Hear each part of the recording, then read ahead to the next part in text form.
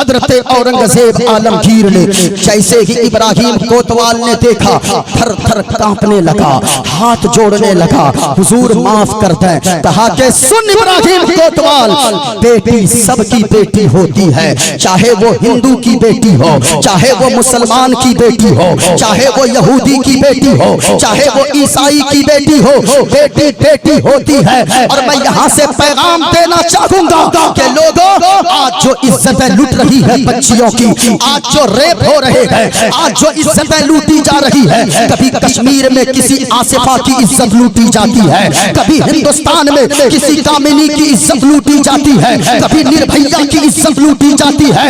अल्लाह की कसम कहता हूँ, ये सिर्फ इसलिए है किसी भी बलात्कारी को, किसी भी ज़िनाकार को, किसी भी पापी को उसको सजा नहीं दी जाती है जो इस्लाम ने सजा मुतय्यन किया है। अगर कोई शादीशुदा, अगर कोई कवारा ज़िना करे, 100 कोड़े उसे बरसाया जाए। अगर कोई शादीशुदा ज़िना करे, उसे इतने मारे जाए, बीच चौराहे पे खड़े करके पत्थर के वो मर जाए, उस वक्त तक मारा जाए। अल्लाह की कसम मैं कहता हूँ, ये बलात्कार नहीं रुक रहे हैं, ये रेप के केसेस नहीं रुक रहे हैं। आए दिन बदकारियां हो रही है, आए दिन औरतों की इज्जत लूटी जा रही है। कुछ मत करो, इस्लाम के कानून को लागू कर दो। इस्लाम ने जो इंसाफ दिलवाया है वो कानून को लागू कर दो। न आसिफा की इज्जत लूटेगी, न किसी निर्भया की इज्जत लूटेगी। इस्लाम के कानून को अगर नाफिज कर दिया जाए, इस्लाम ने बताया है गवारा अगर मर्द हो या औरत अगर ज़िना कर ले, 100 कोड़ा मारा जाए, भले ही वो 80 कोड़े में मर जाए, फिर भी 20 कोड़े उसके बाद उसके जिस्म पे बरसाए जाए। ये मजहब इस्लाम है। इब्राहिम कोतवाल डर से कांपने लगा। हजरत औरंगजेब आलमगीर ने फरमाया, सुन, बेटी बेटी होती है, सबकी बेटी की इज्जत बराबर होती है। इब्राहिम कोतवाल कांप रहा था। औरंगजेब आलमगीर ने 2 पागल हाथियों को मंगवाया, दोनों हाथी के पांव में जंजीर बांध दिया और इब्राहिम कोतवाल के दोनों पांव में दोनों जंजीरें डाल दिया। और बनारस की जमीन गवाह है, बीच चौराहे पर दोनों पागल हाथियों को दोनों तरफ दौड़ा दिया गया। बीचों बीच इब्राहिम कोतवाल को फाड़ दिया गया और फाड़ कर औरंगजेब आलमगीर ने बता दिया, सुनो, वो कोई और होगा जो मुंह देखकर फैसला करता होगा, वो कोई और होगा जो जात और धर्म देखकर फैसला करता होगा, लेकिन मुसलमान वो होता है जब भी फैसला करता है तो जात धर्म के नाम पर नहीं, फैसला अगर करता है तो इंसानियत की बुनियाद पर फैसला करता है। अगर फैसला करता है मानवता की बुनियाद पर फैसला करता है। इस्लाम की सच्चाई को देखो तो सही, इस्लाम की खूबसूरती को समझने की कोशिश करो। इस्लाम पैगाम क्या देता है देखो। किताब से मैंने एक मंत्र पढ़ा था, कहा के लोगों, अधर्मा विभवा कृष्णा प्रदुष्यन्ति कुलस्त्रिक्या स्त्रीषु दुष्टाषु वार्ष्णी जायते वर्णशंकरा। जो लोग कहते हैं औरतों को कैद कर दिया गया है, किताब आपकी है, किताब में क्या लिखा है, हम औरतों को पर्दे में क्यों रखते हैं? कहा कि अधर्मा यानी बुराई के भी भवात बहुत ज्यादा बढ़ जाने से, प्रदुष्यन्ति कुल स्त्रिया, जब बुराइयां ज्यादा बढ़ती है औरतें बिगड़ जाती है। स्त्रीषु दुष्टाषु वार्ष्णी जायते वर्णशंकरा। और जब औरत में बुराई आ जाती है कई नस्लें तबाह हो जाती है, कई नस्लें बर्बाद हो जाती है। हम भी कहते हैं एक मर्द अगर बिगड़ता है तो सिर्फ एक फर्द बिगड़ता है, एक औरत अगर बिगड़ती है कई नस्लें तबाह हो जाती है। इसलिए तो अल्लाह के कुरान ने कहा है, ऐ ईमान वालों, अपने आप को भी बचाओ, अपने बच्चों को भी बचाओ, अपने घर वालों को भी बचाओ, अपनी बीवियों को भी बचाओ, अपनी पूरी फैमिली को बचाओ जहन्नम की आग से। कौन सी जहन्नम की आग? जहन्नम की आग बड़ी भयानक है। हुजूर फरमाते हैं जहन्नम की आग को 70 मर्तबा रहमत के पानी से धोया गया है, तब जाकर दुनिया की आग तैयार की गई है। अल्लाह अकबर। अब दुनिया की आग आग की तपिश का ये आलम है। माँ बहनों, तुम किचन में रहती हो, जून जुलाई का महीना होता है, अगर आग की तपिश तेरे बदन में लग जाए तो याद रखना बर्दाश्त नहीं कर सकती हो। अगर उंगली में दुनिया की आग लग जाए तो आदमी बेचैन हो जाता है। कभी हॉस्पिटल में जाकर देखो, जो लोग जले हुए रहते हैं, अगर कोई हाथ किसी का कट जाए इतनी परेशानी नहीं होती है जितने जले हुए लोगों को परेशानी होती है। क्यों? आग बड़ी भयानक चीज है। और अपनी औलाद को भी बचाओ, अपने आप को भी बचाओ। इस्लाम का पैगाम है, अल्लाह ने अगर औलाद दिया है, भाई मेरे, औलाद अगर अल्लाह ने दिया है ना, अपने आप को खुश नसीब समझो।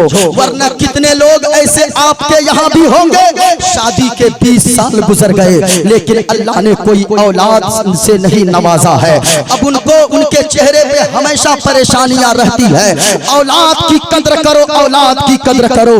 कितने लोग ऐसे हैं, अगर औलाद नहीं है, कभी दिल्ली जाता है डॉक्टर के पास, कभी अजमेर जाता है दरगाह पे, कभी बगदाद जाता है गौसे आजम की बारगाह में, कभी मदीना शरीफ जाता है। किस लिए? ताकि अल्लाह इनके सदके में, इनके वसीले से कोई औलाद अता फरमा दे। क्योंकि अगर औलाद नहीं है तो सारा घर वीरान है। हमने एक गुजरात के एक ऐसे सेठ को देखा है, ऐसे सेठ को जिनकी 4-4 फैक्ट्रियां हैं, रड बनाने वाली, सरिया बनाने वाली, 4-4 बड़ी-बड़ी फैक्ट्रियां हैं। नौकर चाकर दरवाजे पे है, बहुत ज्यादा बड़ी-बड़ी लग्जरी कारें उनके दरवाजे पर मौजूद है। लाखों रुपए तो यूं ही जेब में लेकर चलता है। हम जब उनकी ऑफिस में गए, कहा बैठिए मुफ्ती साहब, हम बैठे, कहने लगे मुफ्ती साहब क्या बताऊं, मैं बड़ा परेशान सा रहता हूं। हमने कहा क्या बात करते हो भाई, लग्जरी कारें मौजूद है, 4-4 फैक्ट्रियां मौजूद है,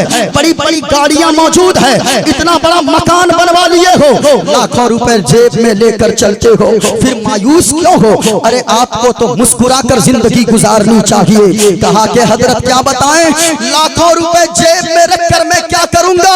इन लाखों रुपए में से कोई 10 रुपए अब्बा कह के मांगने वाला बेटी या बेटा मौजूद नहीं है। मैं आपसे कहना चाहूंगा, औलाद कितनी बड़ी नेमत है। एक मजदूर से पूछो, एक मालदार से पूछो, 8 घंटा कोदाल चलाने के बाद जब घर आता है, अपनी औलाद का चेहरा देखता है, ऐसा लगता है कि औलाद की मोहब्बत की वजह से सारी थकन दूर हो जाती है। औलाद अल्लाह की बड़ी नेमत है। लेकिन औलाद अगर अल्लाह ने दिया है, अल्लाह से जब भी औलाद मांगो, दुआ करो मौला औलाद अता फरमा, तो सिर्फ औलाद की दुआ मत मांगो, बल्कि नेक औलाद मांगा करो। अगर नेक औलाद आपने नहीं मांगा, अगर औलाद अच्छी ना बनी, तो 70 साल तक जो आपने जमा किया है पैसे और मकान बनवाया है, गाड़ियां खरीदा है, वो नालायक बेटा अगर निकल गया, वो बेटा अगर बेअदब निकल गया, बेटा अगर यानी के गुस्ताख निकल गया, वो 70 साल की दौलत को 7 साल में बेच के खा जाएगा, सारी दौलत को वो बर्बाद कर देगा। कितने लोगों को हमने देखा है कि वो औलाद तो है, इसके बावजूद वो परेशान है। कारी साहब, हमने एक रिक्शा चलाने वाले को देखा, एक बूढ़ा शख्स है, दाढ़ी सफेद है, सर के बाल सफेद हैं। हमने कहा चाचा, आपके घर में कोई आपका बेटा नहीं है क्या? इस उम्र में आपको तो आराम की जरूरत है, आप फिर क्यों ऐसा करते हो, रिक्शा चलाते हो? कहने लगा कि मुफ्ती साहब, मेरे पास 4-4 बेटे हैं, 4-4 बेटा मेरे पास है। हमने कहा फिर आप रिक्शा चलाते क्यों हो, बेटे क्यों नहीं काम करते हैं? कहा कि याद रखिए, ऐसा बेटा अल्लाह न देता, मैं बे औलाद रह जाता तो यही मेरे लिए बेहतर था। आपने भी सुना होगा कितने लोगों को कहते हुए कि या अल्लाह ऐसा बेटा न देता, यही अच्छा था, ऐसी बेटी न देता, अल्लाह भी मैं बे औलाद रह जाता, यही मेरे लिए बेहतर था। हुजूर ने इसलिए फरमाया है, औलाद अगर अल्लाह ने दिया है, गिफ्ट देते हो अपनी औलाद को, ओ अपनी औलाद को बर्थडे पे गिफ्ट देने वालों, अपनी औलाद को तोहफा देने वालों, हुजूर ने क्या फरमाया है सुनो। हुजूर ने फरमाया अगर एक बाप अपनी औलाद को कोई तोहफा देना चाहे, मकान सबसे बड़ा तोहफा नहीं है, दुकान सबसे बड़ा तोहफा नहीं है, गाड़ी सबसे बड़ा गिफ्ट नहीं है, सबसे बड़ा गिफ्ट ये है अपनी औलाद को अदब वाला बना दो, अपनी औलाद को फरमा बरदार बना दो, नेक बना दो।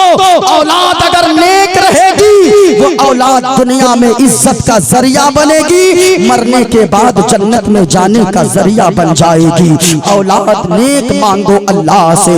अब एक बात मैं यहाँ पे कह दूं भाई साहब, औलाद के नेक होने के लिए बाप का भी नेक होना जरूरी है, माँ का भी नेक होना जरूरी है। ऐसा थोड़ी है कि बाप शराब पीता रहे और ये सोचे मेरा बेटा मस्जिद का नमाजी बन जाए, माँ शराब पीती रहे ये सोचे कि मेरी बेटी कनीज़े फातिमा बन जाए। ऐसा नहीं होता है।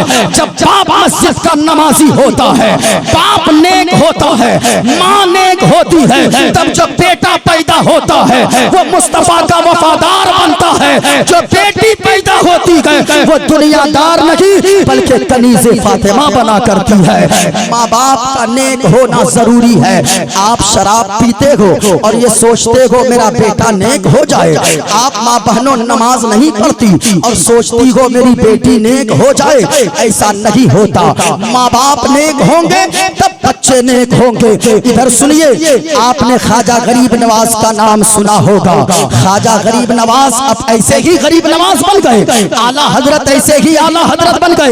नहीं नहीं, आला हजरत और गरीब नवाज ऐसे ही गरीब नवाज ना बने। गरीब नवाज की सीरत में एक बात आती है कि ख्वाजा गरीब नवाज एक मर्तबा एक रास्ते से गुजर रहे थे, तकरीर करने लगे गरीब नवाज। 10,000 लोगों ने तकरीर सुना, 10,000 लोगों के दिल में बात असर कर गई। 10,000 लोग कलमा पढ़कर इस्लाम कबूल कर लिए। अल्लाह अकबर। घर आए गरीब नवाज मुस्कुराते हुए। माँ कहने लगी बेटा मुस्कुराते क्यों हो? कहा कि माँ तेरे बेटे की जबान में अल्लाह ने वो असर दिया है, वो तासीर दिया है कि तेरा बेटा तकरीर करता है, हजारों लोग कलमा पढ़कर मुसलमान हो जाते हैं, हजारों लोग इस्लाम के दामन में आ जाते हैं। माँ कहती है बेटा मोइनुद्दीन हसन, इसमें तेरा कमाल नहीं है, इसमें तेरी माँ का कमाल है। कहा कि माँ तेरा क्या कमाल है? कहने लगी बेटा ये जमीन गवाह है, ये आसमान गवाह है कि जब भी बचपने में तू दूध मांगता था पीने को, तो तेरी माँ जब तक वजू नहीं कर लेती थी तब तक तुझे दूध नहीं पिलाया करती थी। बेटा उसी का असर है कि आज तेरी जबान में अल्लाह ने ये तासीर अता फरमा दिया है। माँ का नेक होना भी जरूरी है, बाप का नेक होना भी जरूरी है। कैसे प्यारे, आपने इमाम बुखारी का नाम सुना होगा। क्या इमाम बुखारी ऐसे ही इमाम बुखारी बन गए? जरूरत है अपने घर में माहौल पैदा करो अदब वाला, जरूरी है अपने घर में नेकियों का माहौल पैदा करो। आप अगर पुण्य करोगे, अगर आप नेकियां करोगे, अगर आप अच्छाई करोगे, इसका असर आपकी औलाद पे जाएगा। एक बाप अगर शराब पीता है, एक बाप अगर बुराइयां करता है, उनका असर उनके बच्चों पे जाता है। पाप मत करो वरना कई नस्लों तक तुम्हारी औलादें तबाह हो जाएंगी। इमाम बुखारी के बारे में आता है जब वो माँ के पेट में थे, उनकी माँ दुआ करने लगी, रात को भी दुआ करती थी, दिन को भी दुआ करती थी और दुआ करती परवरदिगारे आलम, ए खालिके कायनात, ए रब्बे काबा, जो पेट में मेरा बच्चा पल रहा है, या अल्लाह जब ये बच्चा पैदा होगा और बड़ा होगा, मैं इस बच्चे को दुनियादार न बनाऊंगी बल्कि तेरे महबूब के हदीस का सबसे बड़ा आलिमे दीन बनाऊंगी। मोहब्बत के साथ पूरा मजमा बोलो सुभान अल्लाह। किसी का हाथ नीचे न रहे, हाथों को उठाकर बोलो सुभान अल्लाह और प्यार के साथ बोलो या रसूल अल्लाह। ये दिल इश्क़ नबी में गर मचल जाए तो अच्छा है, ये दिल इश्क़ नबी में गर मचल जाए तो अच्छा है। और सुनो, मोहम्मद कहते कहते दम निकल जाए तो अच्छा गए मोहम्मद कहते कहते दम निकल जाए तो अच्छा गए। इमाम बुखारी की माँ दुआ करती है, मौला जो बच्चा पैदा होगा अपने बेटे को औलाद को मैं दुनियादार ना बनाऊंगी बल्कि तेरे महबूब के हदीस का आलिम दीन बनाऊंगी। इमाम बुखारी पैदा हो गए। जब पैदा हुए ना 6 साल की उम्र को पहुंचे, माँ तो दुआएं कर रही थी, बड़ी खुश थी। 6 साल की उम्र को पहुंचे, अचानक इमाम बुखारी की आंख की रोशनी गायब हो गई। अल्लाह अल्लाह, माँ तो माँ होती गई, रोने लगी, गिड़गिड़ाने लगी। ए मौला, जो तूने मुझे औलाद दिया था मैं इसलिए थोड़ी औलाद मांगी थी कि ये असाए पीरी बनेगी, ये मेरा बेटा बुढ़ापे का सहारा बनेगा। मैंने तो सिर्फ इसलिए औलाद मांगा था कि मेरा बेटा तेरे महबूब के हदीस का आलिम बनेगा, ये मुहद्दिस बनेगा, ये मुफक्किर बनेगा, ये मुअल्लिम बनेगा, ये मुअल्लिम और कुरान लोगों तक पहुंचाएगा, हदीस का दर्स देगा। या अल्लाह, अब इसके आंख की रोशनी गायब हो गई, अब ये क्या आलिम दीन बनेगा, क्या हदीस को पढ़ेगा। दिन को भी रोती, रातों को रोती, सजदे में सर रख कर रोती। अल्लाह अल्लाह, याद रखना लोगों, माँ की दुआओं में बड़ा असर है। अगर कोई काम 10 साल से मेहनत कर रहे हो और वो काम नहीं बन रहा है, माँ बाप की दुआएं ले लेना। अगर माँ बाप दिल से दुआ दे देंगे, जो काम 10 साल से रुका हुआ है वो अल्लाह माँ बाप की दुआओं के सदके में मिनटों में बना देगा। माँ बाप अगर जिंदा है ना, घर में माँ बाप हैं, कोई भी धर्म वाले हो, माँ बाप तेरे माँ बाप हैं।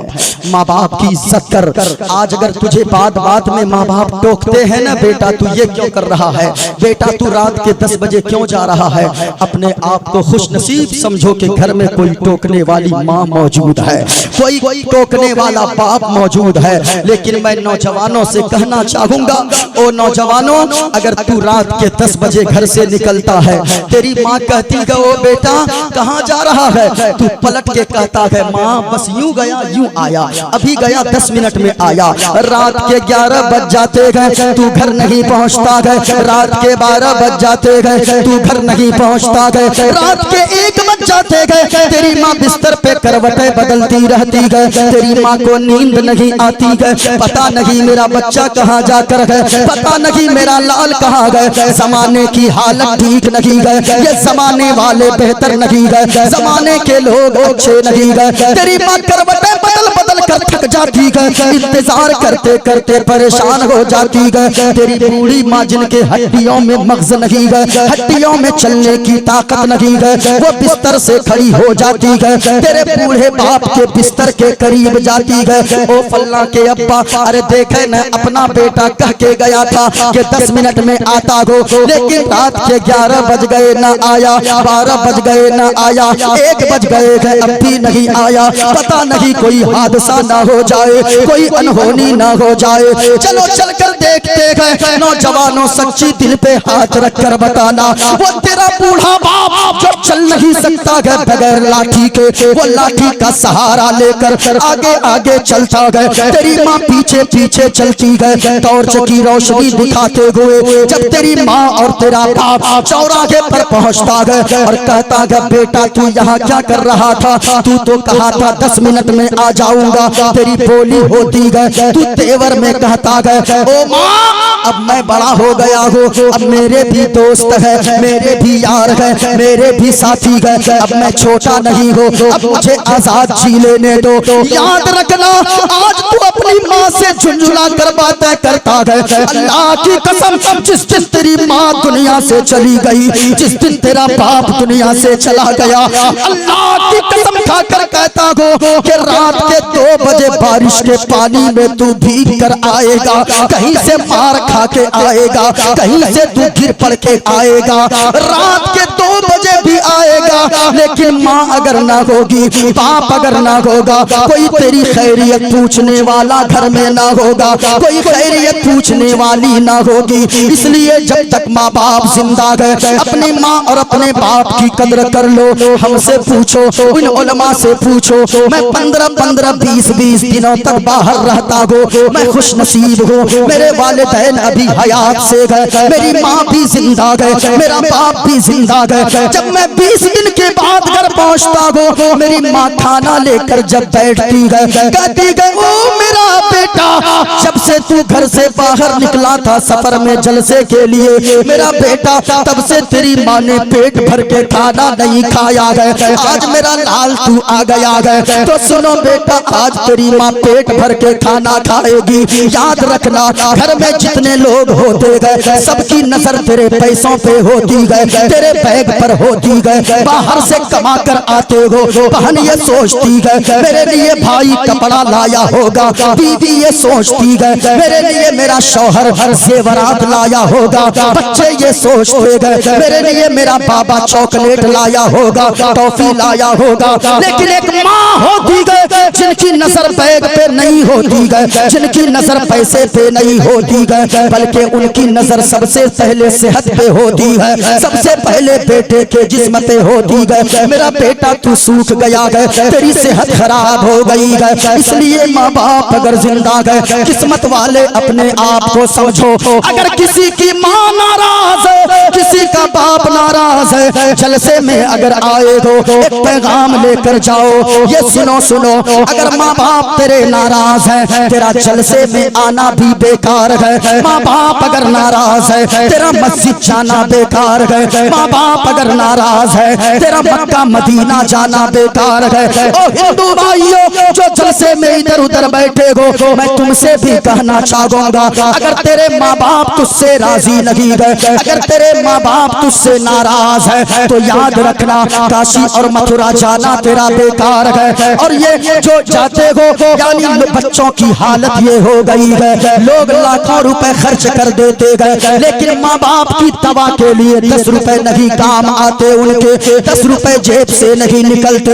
माँ बाप अगर तेरे नाराज है, तो तेरी दुनिया भी बर्बाद है, आखिरत भी बर्बाद है। इसलिए ये पैगाम लेकर जाओ, घर यहाँ से जाना, अपनी माँ के कदम से लिपट जाना और कहना, ओ मेरी माँ, हमने तकरीर में सुना है आप अगर नाराज हो, ओ बाबा आप अगर नाराज हो, मेरी दुनिया भी बर्बाद है, मेरी आखिरत भी बर्बाद है। ओ माँ, हमें आपसे कुछ नहीं चाहिए, आपकी जमीन नहीं चाहिए, आपकी जायदाद नहीं चाहिए, आपकी मालो दौलत नहीं चाहिए, बल्कि ओ माँ अगर हमें कुछ चाहिए तो सुनो सुनो, प्यारी माँ मुझको तेरी दुआ चाहिए।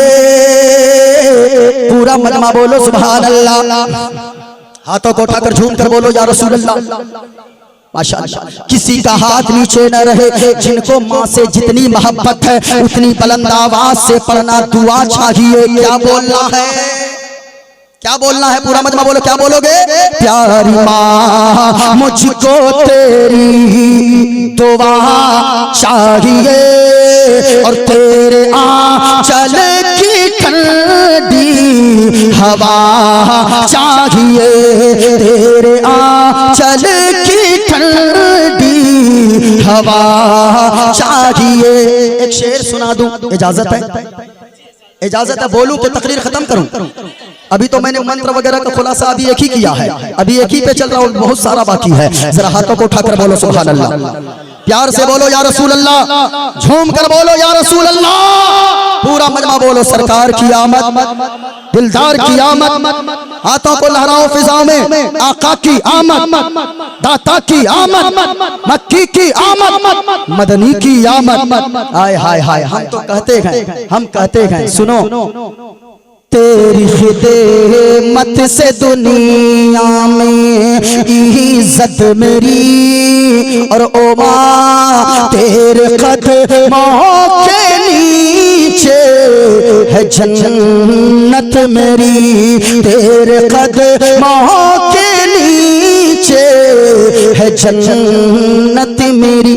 उम्र भरे सर पे साया, उम्र भरे सर पे साया तेरा चाहिए, और प्यारी माँ मुझको तेरी तेरी दुआ चाहिए, प्यारी माँ मुझको तेरी दुआ।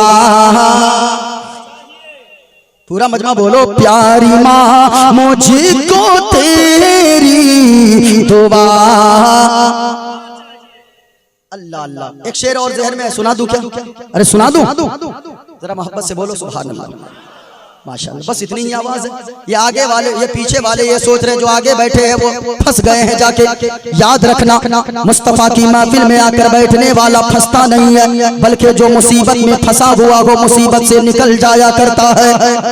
हाँ, निकल जाया करता है। सुनो, लोरी गा गा के मुझे को सुलाती है तू, बचपने को याद करो। हाय हाय हाय, आज 4 बेटे हैं, एक माँ 4 बच्चों को अकेले पाल लेती है, बर्तन मांझ कर, झाड़ू लगाकर, दूसरे के घर में काम करके, मजदूरी करके।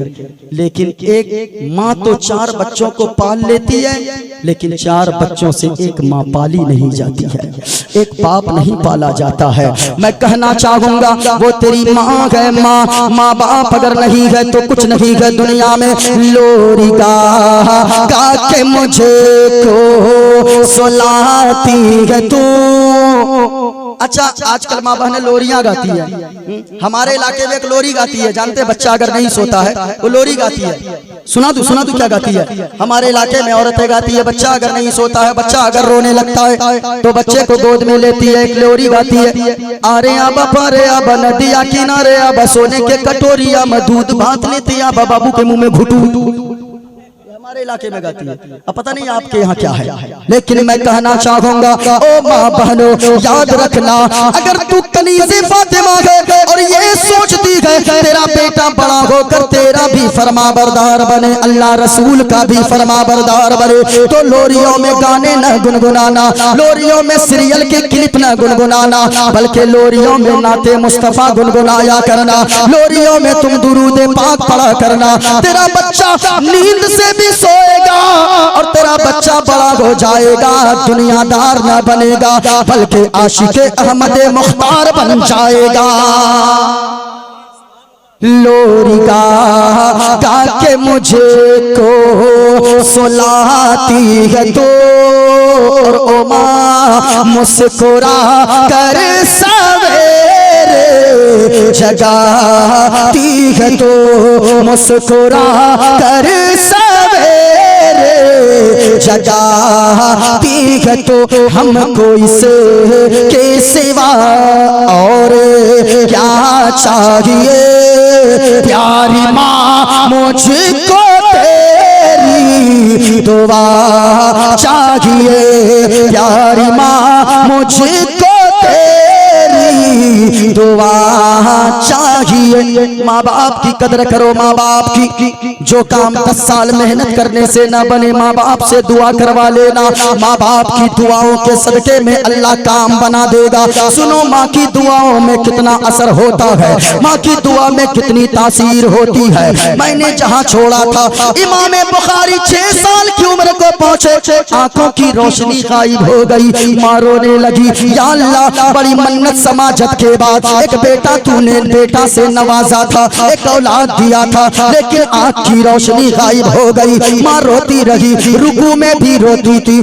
सजदे में भी रोती थी। जब माँ एक दिन सो रही थी, सजदे में सर रख कर सो रोते रोते नींद आ गई। ख्वाब में जद्दुल अंबिया हजरत इब्राहीम अलैहिस्सलाम तशरीफ ले आए और फरमाया, ओ खातून, अरे रोना धोना बंद कर ले, अब आंसुओं को पोंछ ले, अल्लाह ने तेरे आंसू भरी दुआ को कबूल फरमा लिया है और अल्लाह ने दोबारा तेरे बेटे की आंखों में रोशनी अता फरमा दिया है।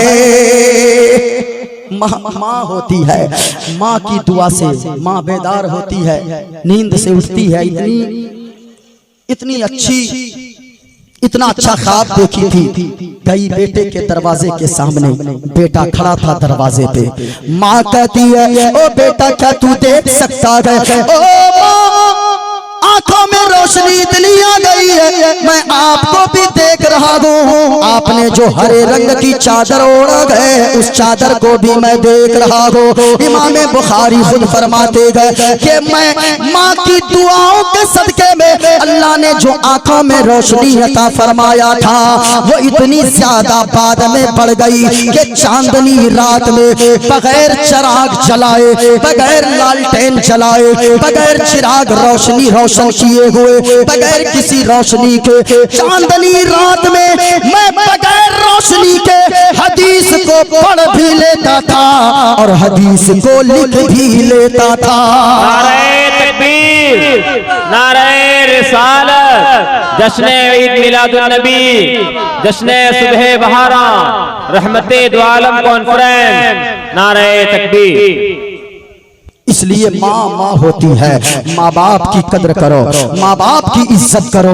एक औरत अगर संवरती है, किताब में क्या लिखा है, कहा के लोगों एक औरत अगर बिगड़ जाती है कई नस्लें तबाह हो जाती है, कई नस्लें बर्बाद हो जाती है, कई नस्लें तबाह हो जाती है, कई खानदान तबाह हो जाते हैं। शर्त ये है कि औरत अगर संवरी रहे, औरत अगर अच्छी हो जाए, एक औरत अगर चाहे अपने घर को जन्नत बना सकती है, एक मर्द अगर चाहे अपने घर को मोहब्बत के जरिए जन्नत बना सकता है। मैं आपसे कहना चाहूंगा सिर्फ औरतों ही की बातें नहीं, मर्द भी अगर चाहे अपने शौहर को, अपने घरों को वो जन्नत बना सकता है।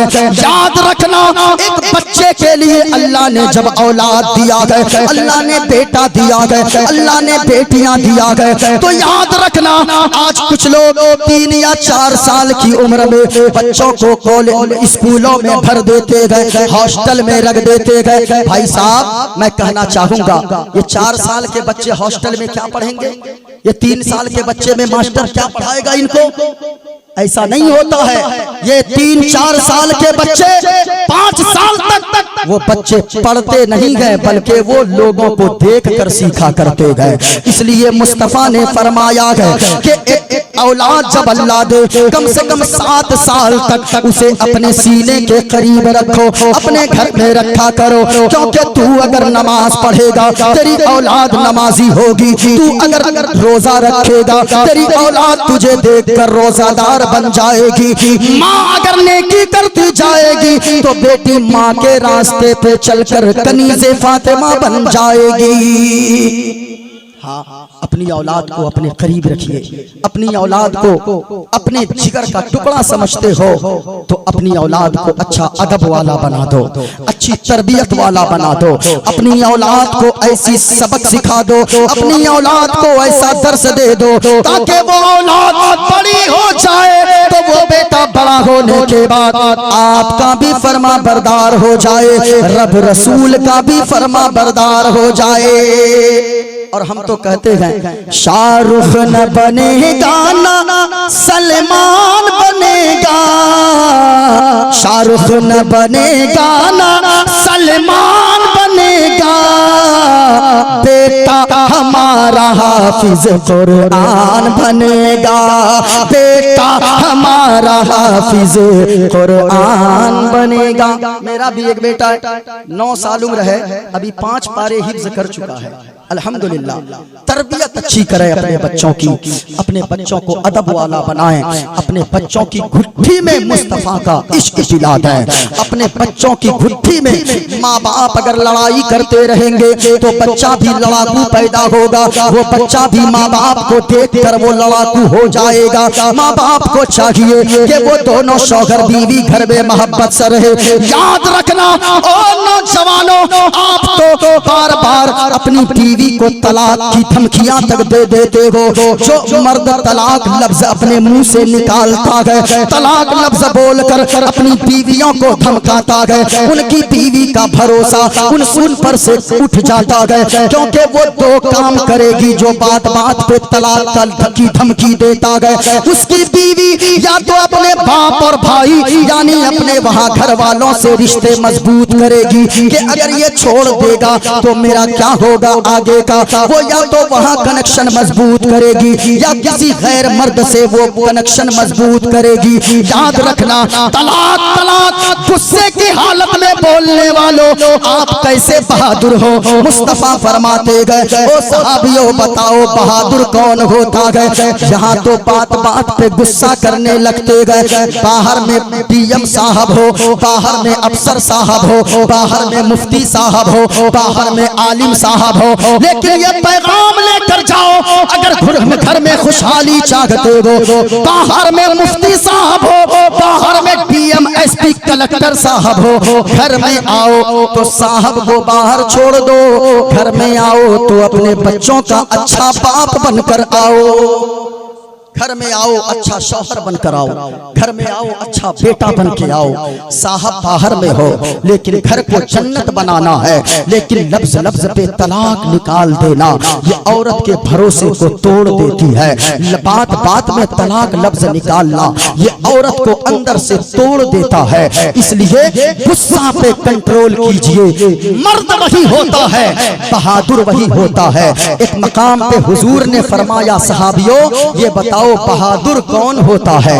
किसी सहाबी ने कहा, या रसूल अल्लाह, जो अपने सामने वाले को पटक दे, जो अपने सामने वाले को मात दे दे, जो अपने सामने वाले को हरा दे, पटक दे, वो बहादुर होता है। हुजूर ने फरमाया, नाना सहाबा, बहादुर वो नहीं होता है, बहादुर असल में वो होता है जो अपने गुस्से पे कंट्रोल करने वाला होता है। गुस्से पे कंट्रोल किया कीजिए, गुस्से पे कंट्रोल कीजिए। आप घर में रहिए, मोहब्बत के साथ रहिए। आप भी माँ बहनों आप घर में रहो। आप अगर चाहोगी अपने शौहर को शराब से तौबा करवा सकती हो। आप अगर चाहोगी तो याद रखना अपने बेटे को मुस्तफा का फरमा बरदार बना सकती हो। आप अगर चाह लो तो आप घर के माहौल को दुरुस्त कर सकती हो। लेकिन कैसे? आप जब अपने शौहर से जिद करके कंगन ले सकती हो, अपने शौहर से जिद करके आप बनारसी साड़ियां ले सकती हो, अपने शौहर से जिद करके आप कीमती सलवार सूट ले सकती हो, तो ऐसा क्यों नहीं हो सकता कि आप अपने शौहर को देखो कि तेरे शौहर जब खुश हैं तो अपने शौहर के कदमों के करीब बैठ जाओ और बैठकर कहने लगो, ए मेरे शौहरे नामदार, अल्लाह ने आपको मालदार बनाया है, अल्लाह ने आपको जमींदार बनाया है। आप मुझसे अगर जर्रा बराबर भी मोहब्बत करते हो, मैंने जिंदगी भर आपसे किसी चीज की फरमाइश न की है, कोई फरमाइश आपसे मैंने नहीं किया है, लेकिन एक फरमाइश जरूर करूंगी। शौहर तेरा कहेगा, ओ मेरी बीवी बोल क्या फरमाइश करना चाहती है, तो तू पलट के फौरन कहना, कंगन ना मांग लेना, पाजेब ना मांग लेना, हीरे जवाहरात ना मांग लेना,